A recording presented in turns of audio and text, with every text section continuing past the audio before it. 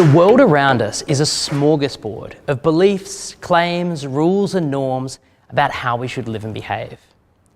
It's important to tease apart these factors so we can put them in their proper place. Otherwise, it can be hard to know what to do, especially when some of these requirements contradict others. Let's talk about 3 different categories of demands on how we should live: ethics, morality, and law. Laws are formal rules that govern how we behave as members of a society. They specify what we must do, and more frequently, what we must not do. They're upheld and applied by the state and the court system, and their role is to create a basic, enforceable standard of behaviour. But the law has a much narrower focus than either morality or ethics.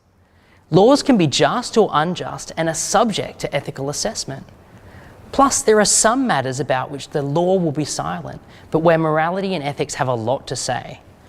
For example, the law is of no use if you're trying to decide whether to speak up when you hear a friend make a racist joke. But ideas about what's good and right will still guide our judgment here. Morality refers to an informal framework of values, principles, beliefs, customs, and ways of living. Moralities aren't usually enforced by the state, but there are often social pressures to conform to moral norms. Some people consider themselves to be so strongly bound by certain moral codes that even to question the moral system would be wrong. Some examples of moralities include Christianity, Stoicism, and Buddhism. Each of these provides a set of answers to basic ethical questions like, how should I live and what should I do? Many people inherit their morality from their family, community, or culture. It's rare for someone to shop around for the morality that most closely fits their personal beliefs. Usually, the process of moral formation is unconscious. What sets morality apart from ethics is that you can apply a morality as a matter of habit without having to think. You can simply obey or follow instructions from those who claim moral authority within a particular tradition. And for some people, this is enough. Maybe a world of habitually virtuous individuals is better than one where people are habitually vicious.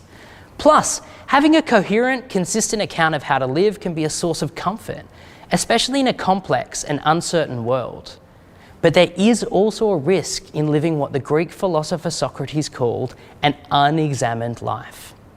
If we just accept a ready-made answer to the question of how we should live, we might live our whole lives under a moral system which, if we'd thought about it, we would have rejected in part or in full.